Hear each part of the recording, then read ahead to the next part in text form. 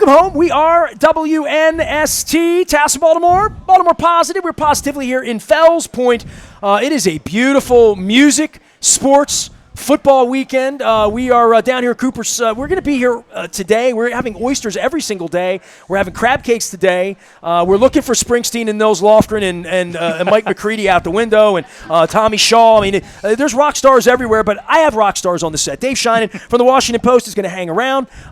Fresh back from the Olympics and a lot of baseball, and Chad Wiestling from, I always want to call it Black Label, Black Rock Productions, but it's Black Label like Johnny Walker, right? Yes, absolutely. 100%. Agent to the Stars, he a Terp, and one of the biggest Oriole, we got 25 or Tony Taters. I want to make sure it's Tony Taters. I make sure we got it going on here. You got Pennant Fever. Oh, yeah. Oh, yeah. That's why I wore it. So NFL season, he comes in. You and I are like talking about your kids swimming or whatever. And when I see an agent, they're all like Adam Schefter. They all got their head down like this, and they're just on their phone. How many players you have in the league right now? Currently, well, active or hurt. Under contract. Right. I got right now about nine guys playing right now. Is that a lot?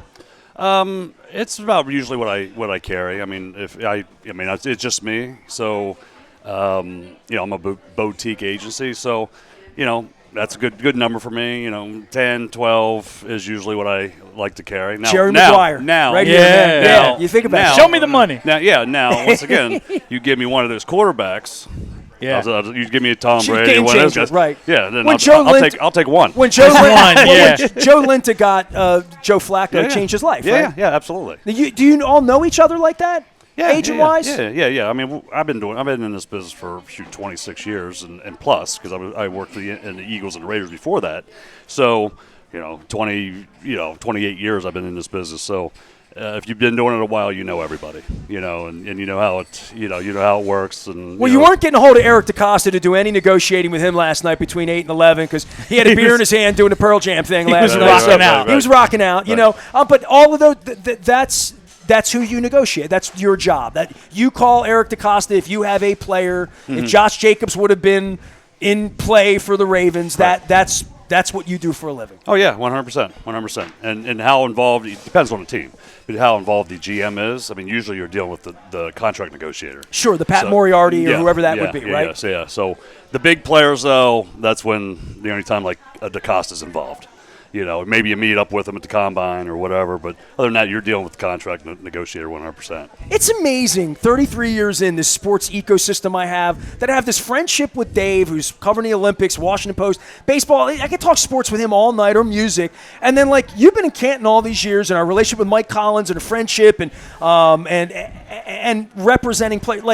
It's an ecosystem. It's Baltimore, man. But it's a sports ecosystem. Yeah, though, you know what I mean? It takes an agent, it takes a player, it takes an Eric DeCosta, it takes a media member, it takes fans, it takes everybody. But for you with Josh Jacobs specifically, he brought him to me when he's an Alabama running back at the Super Bowl, sit down.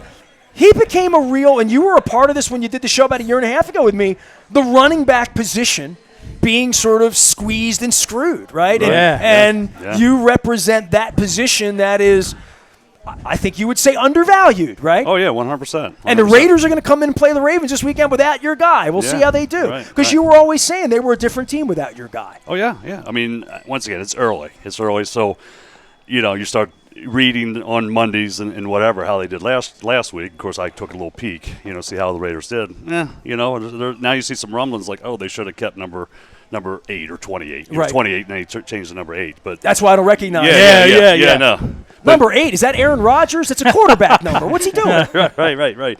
So, it's the value of I did a reporter called me a couple weeks ago and was asking me about this specific question. It was like, when you get a player that can do all three things, that can run, can catch, can pass protect, there's value there. Is the three down back, so there's value there. So what the teams like to do is we like running back by committee and all this to keep the value down when it comes to negotiating. Sure.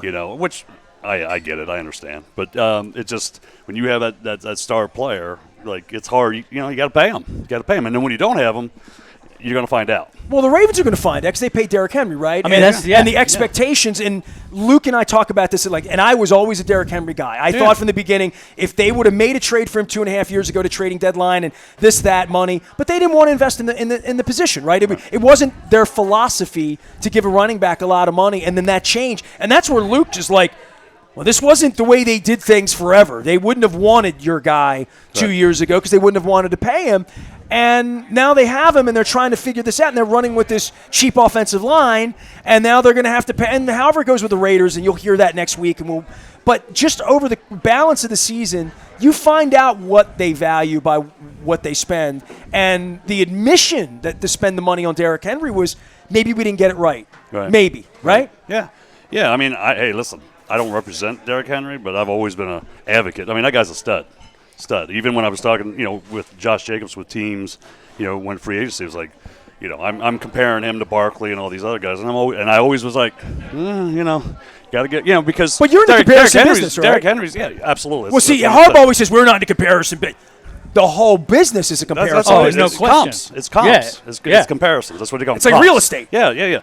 How good is how old is your guy? How old is my guy? How is his knees? Right. How many games has he missed? How much mileage is on his body? Well, there's the Derrick Henry argument, right? Was that an argument in Green Bay with Josh? Just mileage, even on was 26 years old? 20? I mean, he's not that old, right? 26. He's young. He's a kid. Yeah. You got to remember. I don't know if I told this story before. 5,000 yards so far. How many yards has he got in the league? No, almost 6,000 yards. I haven't even looked him up, but I'm just thinking, A funny story, though. I don't know if I told you this before. When I signed him out of Alabama, of course, you got to go train him, and we were training in Florida. And so I go every time, you got to train him. You got to, you give him money to live for a couple months, prior to the draft. And you got to get him housing, apartment, and car. Well, I go, I signed him. He would go to get a car. I couldn't get him a rental car. He's 19. Oh, my God. He's 19 years old. Wow. Right. So, Jackson Holiday disease. Yeah. I was like, hold on. I'm like, how old are you? And he's like, 19. I turned 20 in February. So, wow. I took a chance. Obviously, it worked out, but I had to put it in my name, get the extra insurance for a couple months until he was 20. And in the state of Florida, you can get a car when you're when you're 20. Only thing worse than being a journalist and dealing with Chad Steele and Greg Bader would be being what you do, knowing these kids for years and years, trying to get them out to the barn. And I even wrote in my letter to Eric DaCosta, how many players showed up drunk at my shows, didn't show up, didn't call, you're dealing with a different generation. You've been doing this 26 years. Yeah. You're in your third generation of players. Oh, yeah. Your first group of players didn't have an iPhone, let alone Twitter and Instagram and NIL. You're in the NIL world now, right? Yeah, it's a different game. And it makes me think, am I getting too old for this? Yeah, I mean. Because it's that was our last segment. Yeah. We're not even getting too old, but just do I still like this? Right. Do I still want to do it? Is this what I signed up for? Yeah. Why do you think I'm such an Oriole fan? I'm such a baseball fan. I don't work there. Right. Exactly. I can enjoy the game. Yeah. Well, and this is great. You don't know how the sausage is made in that one. I don't know if you know about Dave's background, but Dave and I have known each other 25 years. He covered the Orioles in the late 90s at the Washington Post after Mark Maskey. Right. So we became friends. One of the women in his life was a friend of my partner, and he sang opera back in the day. Kind of, he was this opera singing journalist, and he plays piano. He's a musician. Yeah. So, but he lives in Butchers Hill. You live on the other side of Patterson Park. Yeah. You guys live 12 blocks apart. Yeah, that's You're amazing. literally 12 blocks apart. I'm always I got a dog. Yeah. But the baseball thing, you're a football agent to the Stars. You're this fancy schmancy sports writer, Olympic guy. But we all gather and watching the Orioles every night. You're not covering them anymore. Yeah. They treated you not so well. They treated me not so well. All of that, and you give them. You offer me tickets. You're the guy that says, "Hey, you want to go to the game? I'm going to go to a game with you at one point." What do you love about it from being in the industry of sports and all of that and knowing what these kids are going through? But you love baseball. Yeah, I've always been an Oriole fan, obviously growing up, and the good years, and then plenty of bad years, and very bad years. Why were you an Oriole fan? Where'd you grow up? I grew up in Pennsylvania, but up by Hagerstown in Western Maryland. You have a Pittsburgh accent. I got that. So okay, all right. South Central PA, but right on the Maryland border by Hagerstown. I'm 10 miles from Hagerstown. Yeah. So, people will always give me some, you're Western Maryland. You used to see guys coming through there. Oh, Hagerstown Single Suns. A. Hagerstown Suns. Yeah. That was so. Blue Jays guys, right? Well, back it in used the to day. be the Orioles. Well, they were the That's Orioles Blue Jays, way then, back yeah, then. then Yeah. it was Blue Jays, then it was the Nats, Nationals. yeah, So yeah. now they're an independent league with the new Yeah. stadium. So, just was always an Oriole fan growing up from when in the '70s and with the World Series and all that stuff. And then of course when Cal got there, Cal was my favorite player growing up. So. Just loved coming down. Did that make you want to be an NFL agent? Back then it was a big family trip to come down to Memorial Park. Yeah. Or your little league team would come down to Memorial Park for one game or something. As a special night. Like little league night or something. So it was the funny thing is where I grew up, which was basically Western Maryland. It was like. But I was in Pennsylvania, and people were like, well, are you a Philly fan or Eagle fan or are you a Steeler fan or Pirate fan? I'm like, no, I'm I'm a Baltimore Colt and Baltimore Oriole because there was no cable back then. So, the rabbit ears, we were watching the D.C. Baltimore stations. Yeah. So, that doesn't matter. But that's why I kind of grew up always with the well, it is different when you grow up on the bus line going to Memorial Stadium in my town. I remember talking to Ben McDonald years ago. Like, he grew up in Louisiana. He'd only been to one Major League Baseball game in his life before he pitched in one. Because Right, where's he going to go? His dad took him to the Astrodome. He To tells the Houston, stories yeah. on the air sometimes, That's a big excursion, though, from Louisiana. I mean, Yeah. Well, yeah. You're on the road. But I think your love and passion for it, I mean, what do you go, 30, 40 games? I mean, you go to a lot of games, right? I go to a lot, yeah, as much as I can. It's great because, Well, the lights are on now. The last 3 years has been a different experience for all of us, right? Oh, yeah. Yeah. I mean, you've been coming on the show for 20 years. For 10 years, we couldn't even. I mean, we had to talk about Angelos and how screwed up it was, not really whether they had a chance or not. Right. Now, we could sit here today, and I'm sure we'll do that, but, like, they can win the World Series next month. I mean, forget how bad it's been lately in the bullpen, this and injuries, that. I mean, baseball gives you the ability to still believe, even when it's not. And especially with all these wild card teams getting in now, right? Oh, yeah. It's a crapshoot, man. Yeah. It's like there's to me, it's always been, and it's grown as I've gotten older. There's nothing better than October baseball. I agree. Especially when your team's in it, in the hunt. Yeah. Nothing better. Nothing better. Look at him light up. I told you. He loves it's baseball. amazing. I've been yeah. to Super Bowls. I've been on it. We all have. It's like, it's like. Yeah. Have you been to World Series games? Yeah. I've gone. I went to like Houston when they played. Who did Houston? When they played the Dodgers, went to a couple there in Houston. I went to one Boston, out to L.A. when the Dodgers played Boston. Okay, so you've been to a couple I've modern been to a couple ones. of them, yeah. I added it up. I've been to 47 World Series games. Wow. I've covered 42 or 43, since 93. From 93 to 05, 06, I went every year all the time. Right. How many World Series games you cover? Oh, God. I mean, every 50 single probably, one of right? them from 98 to 2011, and then again from 2016 to 22. Guy lived Like baseball. all of them? Yeah. I mean, I don't know how many that is. It's probably 100, more. I don't know. I have no idea. Does any of it mean anything to you anymore? Would you buy a ticket for a World Series game? Or you just done? I tell you what. I'm not going to spend $600 to go see the Orioles next. I mean, I'm not. I'm going to watch them on TV. If they don't credential me professionally, I'm not going. No, I would pay. I would pay to go to a World Series game now. Right. Now, I will say that like baseball drove me out because the product I think got so bad a few years ago before they made these changes with outlawing the shift and increasing the size of the bags to increase stolen bases. I was really down on the product. I couldn't watch it anymore. It was no action, strikeouts, home runs, walks. They've started to bring it back. I think analytics did that, to a large degree, ruin the game to some extent. They've started. Theo Epstein moved into that role with MLB and changed some rules, and they brought back some of the action to it. The pitch clock, I can watch it again now, but there was a couple of years there where I couldn't do it. It's amazing. I feel like I've watched a lot of baseball in my life. As a professional, I've thought a lot about that with my declaration of time in the car, time in planes, just time dedicated to being at a ballpark and whether I like it anymore or not. And when I go to Oriole Park, I get treated like garbage by everyone except the fans. Right. So when I'm there, I don't feel welcome. I haven't felt welcome in forever. And it's what I told the Rubenstein people. And I'm like, when I go, it's not like, my wife's like, this isn't joyful for you. And I'm like, well, no, because I've done it a million times. I mean, I love Springsteen, but I don't want to go tonight. I saw him 5 days ago. Like, you know what I mean? I've seen Springsteen 100 times, and I love Springsteen, but I'm going to Styx tonight, and I've seen them 100 times, but I haven't seen them lately. So it's just sort of like, I went to 3 baseball games in April. I'm good. And football is even more because I dedicated so much of weekends, life, draft, combine, owners meeting, Super Bowl, like all of that, and to just be sort of like thrown out, it's sort of like, okay, I'll go see Sticks tonight. I'll go do more things, but I still love sports. I love the minute it starts to the minute it ends. When the game's on, my wife will tell you, like, I'm a serious working professional. Right. Like, I sit there and I see the game differently and feel it differently, but I don't feel like I need to participate 80 hours a week anymore in the way that, like, baseball for you was like. Oh, my God. Yeah. It's an everyday game. You probably thought you'd never watch another game again at some point. I know. Right. I love the game. A whole season. I mean, seriously. Football, there's, 18 games or 18 weeks. Yeah. But football's getting oversaturated when they're playing Thursday, Friday, Saturday, Sunday, Peacock, all of that. Like, football's getting to the point where I miss games now, and I don't feel guilty about it. You need a second job to be able to watch the games.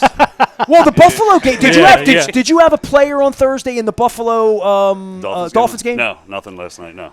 I didn't know it was happening. Like, I was in the pit and at Pearl Jam, and a guy went by me with an Aqua #1 jersey, and I thought for a minute it was a Warren Moon jersey. I looked at it because it was dark and the lighting was weird. But it was a Tagovailoa jersey, and he was wearing it. And I'm like, Pearl Jam doesn't like the dog. What are you wearing? Somebody had a Mookie Blaylock jersey on. I got that. I got that. Nice, I got that reference. Yeah. Eddie gave him a tambourine because he had a Mookie Blaylock. No way. Yeah, he had a Mookie Blaylock. Wow. So, but I didn't realize the game had happened. Right. I didn't really look at my phone because it's, Eddie Vedder's singing alive. Yeah. Why am I looking at my phone? So I got home, and then I realized, there was a game. I missed it. Tagovailoa got hit in the head, and I'm like, that would have been on Amazon Prime. I'd have had to sit here and watch it on my computer. It's lousy. You don't need it. Thursday Night Football, every agent, every player, every mother of every player should be against Thursday Night Football. Right. Oh, yeah. All right, but wait. You got to go. No. Well, but before that, look, it's 2024, man. You got to get Amazon Prime on your smart TV, man. You don't have to watch it on your computer. Do I look smart? You that. look old like us, but that doesn't mean you can't find a teenager to set up your TV so you can watch Amazon Prime on your screen and not have to go to the laptop. I'm going to let you go because you got to go, and I'm going to leave you with, you just said, find a 17. You ready? All right? Art Modell, and I loved Art. Everybody knows I loved Art. When you would go up to Art, the vaudeville in him, the red skeleton in him, you go up to Art. He's older, kind of falling apart in his little Art. Hey, Art, how you doing today? Feel like an 18-year-old. But where are you going to find one at this hour? Is that good? You like that? Wow. Wow. Yeah. A little off color. Dirty old man jokes. No, I saw Shannon Sharp's act this week. We'll get to that later on. Yeah. Chad Wiestling is here. He is the local agent to the Stars. Don't let his Tony Tater's jersey fool. I thought it might have been a Palmero. That's why I was flipping you around. I'm looking at it. I'm like, fresh. You got to just get it. Palmero's the only athlete that ever threatened me. Yeah? He came at me with a bat. I could see that. Off the on-deck circle. He has that, yeah. Davey Johnson, well, he didn't really want to use it. He was just trying to, Davey Johnson, false bravado. He had false bravado. Yeah. It's like a Rush song, false bravado. Maybe we could write that song together. Power pop maven and sports writer to the Stars, back from Stade Olympique. And you didn't even bring me a damn Snoop Dogg pin. I never got one, man. I hit him. He's over there. First I hit him. I'm like, Sheining's over there. Give me a Snoop Dogg pin. I thought you'd be wearing it on your city hat. I was in the same building with him one time, and it was for that stupid break dancing with Ray Gunn, the Australian break dancer. Were you at that one? I was at that, and he was there.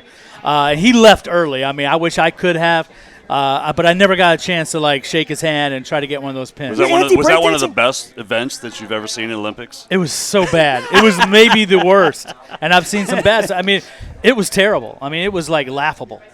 What are we doing? I couldn't even believe it was. What are we doing? Whether that particular performance, says the old football. But the whole thing in general, it's just breakdancing. Seriously, what's going on here? Well, they did synchronized swimming. I mean, everything that is athletic, synchronized dancing, everything that's athletic does not need to be in the Olympics. Parkour.